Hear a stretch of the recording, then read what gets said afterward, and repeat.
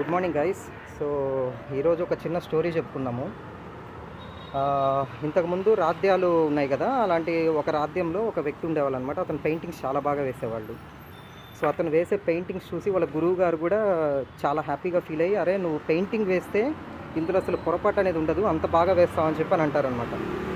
దాంతో ఆ శిష్యుడు చాలా హ్యాపీగా ఫీల్ అయ్యి, అవునేమో నిజమేమో, సో దీన్ని ఇంకా నేను బెటర్గా చేసుకోవాలి అని చెప్పేసి అని అనుకొని తను ఒక చిన్న పెయింటింగ్ వేసి చిన్న ఎక్స్పెరిమెంట్ చేస్తాడనమాట.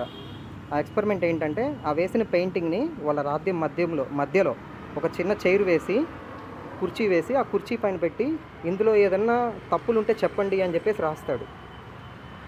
సో ఉదయం పెడతాడు అండ్ మళ్ళీ సాయంత్రము వచ్చి ఆ పెయింటింగ్ దగ్గరికి వచ్చి చూస్తే ఆ పెయింటింగ్ కూడా కనిపినన్ని సలహాలు దాని మీద రాసుంటారు. ముక్కు ఇలా ఉండకూడదు, డ్రెస్సింగ్ కొంచెం మంచి కలర్ ఉండాల్సింది, బ్యాక్గ్రౌండ్ కలర్ సరిగా లేదు, అసలు ఫేసే బాగాలేదు, ఇట్లా బోల్డ్ సలహాలు అనేవి దానిపైన రాసుంటారు.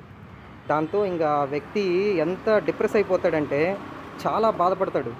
మా గురువుగారేమో ఎప్పుడు నేను బాగా చేస్తాను అని అంటారు, మరి చూసావా అసలు నేను మంచి పెయింటర్నే కాదు, ఇది నా పరిస్థితి అని చెప్పేసి తను ఫుల్ డిప్రెస్ అయిపోయి వాళ్ళ గురువుగారి దగ్గరికి వెళ్ళి తన బాధను చెప్పుకుంటాడు.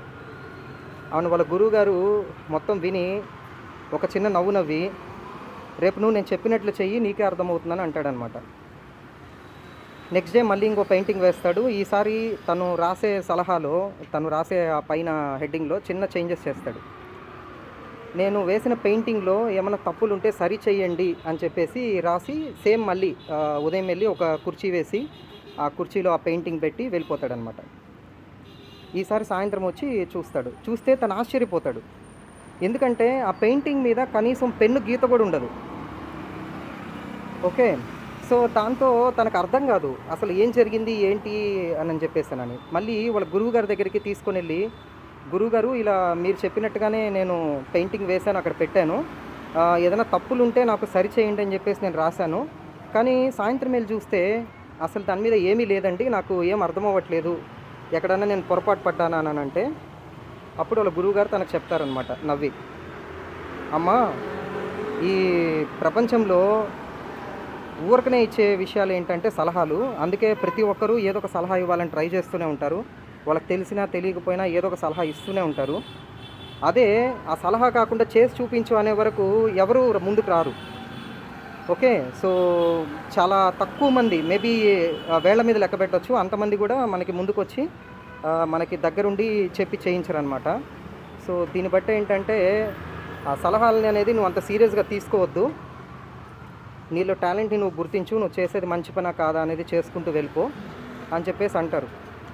ఈ స్టోరీ అంతా నేను ఎందుకు చెప్తున్నానంటే, ఆ వ్యక్తిలో ఎంత టాలెంట్ ఉన్నా కానీ ఆ ప్రజలు ఆ టాలెంట్ని గుర్తించరు. వాళ్ళకి కావాల్సింది ఏంటంటే వాళ్ళకి కేవలం సలహాలు ఇవ్వాలంతే.